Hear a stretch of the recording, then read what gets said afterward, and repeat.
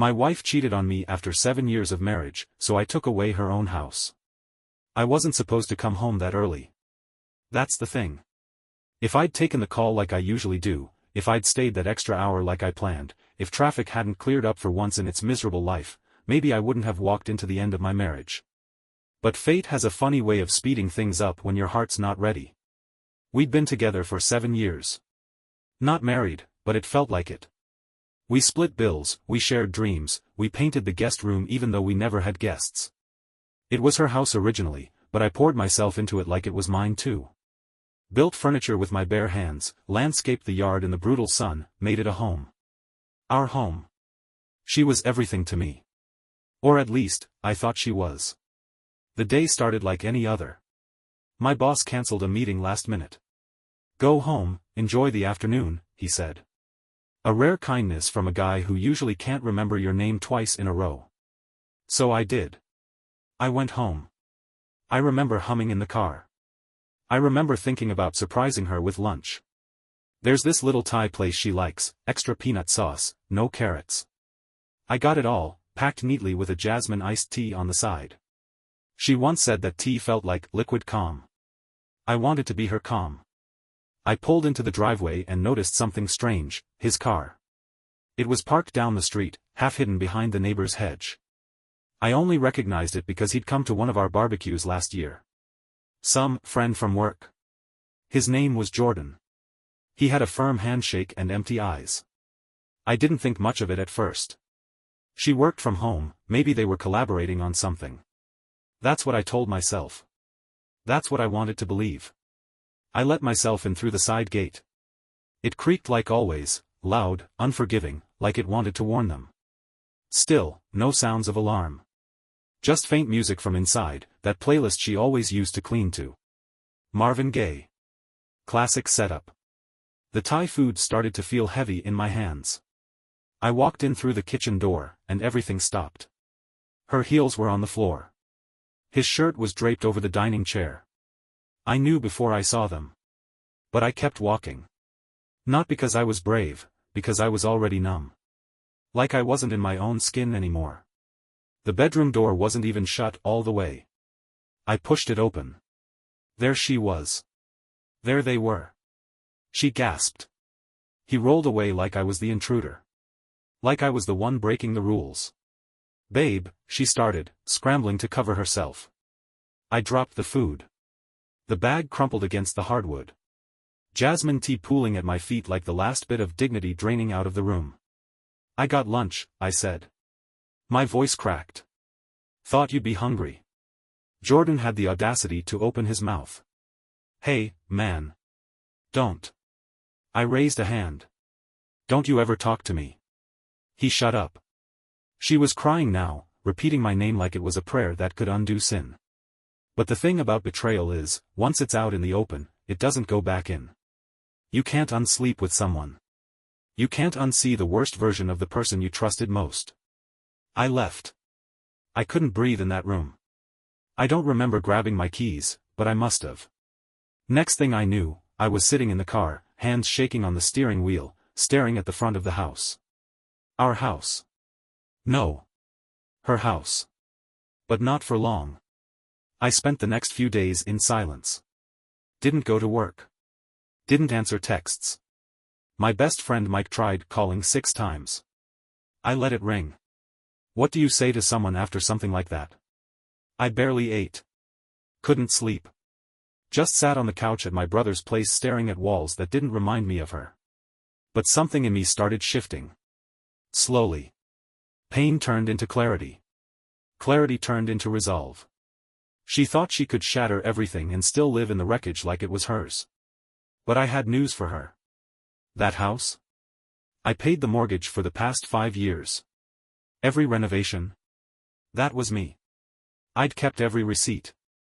And, as luck, or maybe fate, would have it, we had signed a co-ownership agreement when I refinanced my car to help her make a balloon payment on the place 2 years ago. My name was on that deed. It wasn't just her house anymore. It was ours. And now, it was going to be mine. I got a lawyer. Nice guy. Older. Quiet, but with that look in his eye like he'd seen it all before and was just waiting for me to say the words. "I want to take the house," I told him. He nodded once. "Then we'll take it." Turns out, co-ownership goes both ways. And emotional damage, betrayal, that all plays nicely into a judge's sympathy scale when you can prove long-term contributions and financial entanglement. She hadn't worked steadily in over a year. Most of the bills were in my name. We filed a partition action. It would be long, messy, but I was ready. I had nothing left to lose. I let her stay in the house while the case was pending. I wanted her to get comfortable. To believe she'd won. And then I showed up. The day I served her the paperwork was the first time I saw her genuinely confused in years. Not upset. Not manipulative. Not smug. Just confused. I knocked on the front door like I didn't already have a key. Like I hadn't built the porch myself 2 summers ago with splinters in my fingers and sweat soaking through my shirt. She opened it, still wearing that robe I bought her for her birthday. Silk, dark green, the one she said made her feel like a queen. It hung awkwardly off her shoulder like even the fabric didn't want to be part of her anymore. "What are you doing here?" she asked, voice small. Timid. I handed her the envelope. She looked down, saw the letterhead, and the color drained from her face. "You're evicting me," she whispered. "No," I said. "We're dividing assets. But unless you can come up with your half of the mortgage and repairs, which I doubt, considering the last job you held ended with you forgetting to show up, I'd say odds are in my favor." Her lips parted, but no sound came out. "That's not fair," she finally said. I tilted my head. "You know what's not fair? Coming home with lunch for 2 and walking in on a surprise third guest in my bed." Her jaw clenched. She was good at this, twisting logic, spinning blame like it was a game. But I was done playing. "You can stay here for now," I continued. "Per the court order. But don't get too comfortable." She tried one last jab. "I loved you, you know." "I believe you," I said. "But you loved you more." The court hearings began. She tried everything, tears, stories, the whole "I was emotionally neglected" angle. But the facts didn't lie. My lawyer laid out a crystal-clear timeline of financial contributions, including the $23,000 I spent fixing the plumbing she said she'd handle. She hadn't handled anything except Jordan. Speaking of Jordan, he tried to get involved once. Showed up at my job like we were going to have a talk man-to-man. I told security to escort him back to his rusted-out Civic and reminded him that real men don't need to schedule meetings in bedrooms that aren't theirs. He didn't come back. 3 months in, I started moving forward. Not just legally, emotionally. I found a new routine. Woke up early. Got back to the gym. Started fixing things I'd ignored for years, not just around the house, but inside myself. Funny thing, when your world crashes, you learn how to build again. Only this time, I wasn't building for us. I was building for me. Then came the court's decision. I got the house. Not temporarily. Not shared. Fully, irrevocably mine. Turns out, when you show receipts, literal and emotional, the court listens. I didn't gloat. Didn't show up with balloons or make a scene. I just delivered the final letter through her lawyer, giving her 30 days to vacate. She called me that night. I shouldn't have answered. But part of me needed to hear her voice break the way mine did that afternoon in the doorway. "I have nowhere to go," she said. "You had options," I replied. "You chose one." Silence. "I thought you'd forgive me." I sighed. "I did. That's why I'm not charging you for the damages or the 3 months back rent." More silence. I could feel the weight of her words before she said them. "I didn't think you'd actually go through with it." "I know," I said. "That's why I did." 30 days passed. She stalled. Tried to delay with more paperwork. Her lawyer begged for a grace extension. I granted her 10 days. Not because she deserved it, but because I wanted this over clean. On the 10th day, I pulled into the driveway at 7 a.m. with coffee in one hand and a locksmith's card in the other. The house was empty. She left nothing behind but a necklace on the bathroom counter and a wine stain on the carpet where she must have cried herself to sleep. I stood in the hallway. Our hallway. My hallway now. And I exhaled. I spent the first night alone in that house feeling more like myself than I had in years. I played music. I ordered takeout and sat on the floor with a beer, no TV, no distractions, just me, the walls I painted, and the silence I earned. I thought I'd feel triumphant. I didn't. I just felt free. And that was better. Over the next few weeks, I remodeled the place. Not out of spite. Out of need. I ripped up every inch of carpet, repainted every wall. Changed the locks, obviously. Bought new furniture, stuff that didn't carry the weight of her perfume or our fake domestic bliss. The bedroom? I turned it into a studio. A place for music. Or maybe woodworking. I didn't know yet. But it was mine. Every nail, every board, every corner of it. Friends started coming around again. Mike brought over burgers and asked the question I knew was coming. You ever think about dating again? I shrugged. Someday. Not even tempted. I thought about it. About how love felt when it was good. About how warm she was when we laughed. About the way betrayal doesn't start loud, it whispers, slowly, while you're busy making dinner and thinking forever is safe. I'm tempted, I admitted. But I'm not ready. He nodded. When you are, you'll know. And for the first time in months, I smiled for real. 3 weeks after she moved out, she came back. Not to talk. Not to apologize. To grab a few things she forgot. That's what the text said at least. It showed up at 2:13 in the morning, like regret only got brave under moonlight. I didn't respond. By sunrise, she was at the door. She didn't knock. Just stood there like she'd forgotten it wasn't her threshold anymore. Same oversized hoodie, different energy. The kind of quiet that only comes after you realize the consequences are permanent. I opened the door just enough to block the frame. Behind me, the house was peaceful. Sunlight cutting through fresh paint, new rugs, a coffee mug on the counter with my name on it, my actual name, not some cutesy couple nickname designed to replace identity with matching shirts. I need to grab some stuff from the closet, she said softly. I think I left my leather bag. I boxed everything, I said. It's in the garage. Left side, labeled. Her eyes scanned past me, like she was looking for ghosts. Probably found a few.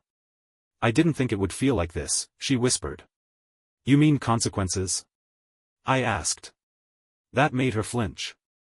I didn't want to hurt you. I didn't reply. Not because I didn't have words, because none of them would bring back the man who used to believe her. She walked to the garage in silence. I didn't follow. She tried texting again a few days later. More passive regrets. Less fire. She was testing the wires to see if the connection still sparked. I miss you. You were my best friend. I don't know how to fix this. I didn't reply. Not because I was bitter, but because I wasn't broken anymore. Closure doesn't always look like a final conversation. Sometimes, it looks like silence. Sometimes, it looks like choosing peace over apology. A few weeks later, I got a letter from Jordan. Yes, that Jordan. Typed, in courier font, like he thought drama lived in aesthetics. He apologized. Said he didn't know we were still together, lie, and that he felt terrible for being part of what happened. He also mentioned that she'd left him shortly after the house ruling. Said he hadn't seen or heard from her since. That was the one part one believed. She ran out of houses to hide in. It's wild how quiet a house gets when no one's performing in it. I started sleeping with the windows open. Cooked things that made the place smell like garlic and rosemary. I played records too loud and didn't worry about whether the vibe was off. I didn't keep 2 types of milk in the fridge anymore. Didn't have to split shelf space or explain why I didn't want to go to another wine tasting with her marketing friends. The silence was mine. Finally. About 2 months after she left, I got a call from her sister. Emily. She and I had always been decent to each other, even when the rest of the family barely acknowledged me unless it was to borrow my truck. Emily asked if I'd be willing to meet for coffee. Just to talk. I agreed. Not for closure. Not for drama. Because sometimes the end of one thing opens a door you didn't expect. We met at a small place near downtown. The kind of spot that served espresso with personality and no Wi-Fi. She was already there, 2 cups on the table. I didn't know what you liked, so I just ordered what you used to get, she said. I raised an eyebrow. You remember that? She shrugged. I pay attention. Apparently more than my sister ever did. I laughed. It felt strange. Natural. We talked for over an hour. About life. About betrayal. About how people change. Or don't. At one point, Emily looked me dead in the eye and said, "You didn't deserve what she did." I didn't say anything. Just nodded. Because sometimes it's enough to be seen. I didn't plan to reconnect with anyone from her orbit, least of all her sister. But the universe doesn't follow scripts. And sometimes, the people left in the rubble aren't the ones who threw the match. We met for coffee again the next week. And the week after that. It didn't feel like a replacement. It felt like a reminder that not every connection ends in fire. Some begin in the ashes. I never told Emily everything. Not right away. But she knew enough. And she never asked for the messy details. Never treated me like a broken thing. Just a man in repair. One night, she came by to drop off a book I'd lent her. She stood in the same doorway her sister had once tried to reclaim, and for the first time in months, I invited someone in. Not because I needed distraction. Because I'd finally made space. There's this moment, right before sunrise, when everything outside is still. The sky doesn't know if it wants to be night or day, and the air holds its breath. That's how I felt the morning I stood in the living room, looking at the home I'd reclaimed. Not angry. Not victorious. Just, still. Like I'd survived something I didn't even know was trying to kill me. I didn't rebuild my life with vengeance in mind. Sure, at first, it helped. The rage. The disbelief. The white-hot justice pulsing through every legal document. But that kind of fire burns out fast. You can't live in fury forever. It keeps you warm in the moment, but it won't tuck you in at night. Won't hold your hand through quiet mornings. So, once I won the house, once the dust settled, once her name was off the mailbox, I stopped trying to win anything. I just tried to live. I started small. New curtains. Fresh herbs on the kitchen windowsill. Saturday mornings with no alarm clock and no one criticizing how I made my eggs. She tried one more time. It was 6 months after everything. A handwritten letter. No return address. Just my name in cursive that tried too hard. She said she was sorry. For everything. For him. For not appreciating what we had. She talked about depression. About spiraling. About how sometimes you ruin something just to see if anyone will try to save it. She said she hoped I was happy. She said she wasn't. I read the letter once. Then I set it down on the counter. I didn't cry. I didn't rage. I didn't reply. Some stories don't deserve sequels. I never told Emily about the letter. We weren't a thing in the romantic sense, not yet. But we'd become something real. Something that didn't need labels. She brought over sourdough starter and old jazz records. I helped fix her brakes one weekend and didn't charge her, but she insisted on baking me cookies anyway. We talked about everything except her sister. That silence was mutual. Unspoken, respectful. Sacred. A year passed. The house changed. Not in layout, but in energy. It felt lighter. There was a bookshelf in the hallway where the ugly mirror used to be. A rescued dog named Murphy who barked at squirrels like they owed him money. A punching bag in the garage where her yoga mat used to lie untouched. And in the bedroom? Just one set of pillows. One comforter. No more compromises on thread count. I looked around one morning and realized, I'd exorcised her out of every corner. Not in anger. In self-defense. In healing. The house was finally mine. Not just legally. Emotionally. I went back to work full-time. Took on a project out of state for a few months. Got promoted. My boss asked how I stayed so focused, and I told him, turns out getting cheated on and rebuilding your life is weirdly motivating. He laughed like it was a joke. I didn't correct him. Emily eventually started dating someone. Good guy. Real estate agent. Wore boat shoes but seemed kind. When she told me over coffee, she looked nervous, like she thought I might flinch. I smiled. You deserve good things. She smiled back. So do you. We hugged. That was all. No drama. Just two people who understood each other more deeply than most spouses ever do. We still talk, occasionally. And every time we do, it feels like catching up with someone who helped carry a box of your trauma out of a burning building and never asked for a thank you. I've been on a few dates. Some were awkward. Some were okay. One made me laugh hard enough that my ribs hurt the next day. But I'm not rushing it. Love isn't something I'm chasing. It's something I'll make room for when the time's right. Until then, I'm doing fine on my own. Actually, scratch that. I'm doing great. The last piece of her that I removed from the house? It was a photo. One I didn't even realize I'd kept. Tucked in the back of a drawer, behind old manuals and expired batteries. We were smiling. Probably on a hike. Probably pretending. I looked at it for a long time. Not out of longing, but to remind myself how far I'd come. Then I took a lighter, lit the corner, and dropped it in the fire pit out back. The flames ate it slowly. Not violently. Just enough. Sometimes, healing doesn't come all at once. Sometimes, it arrives quietly. In the form of a morning where you realize you haven't thought about her in weeks. In the moment you laugh without guilt. In the silence that doesn't hurt anymore. In a house you didn't just win, but reclaimed. Brick by better brick.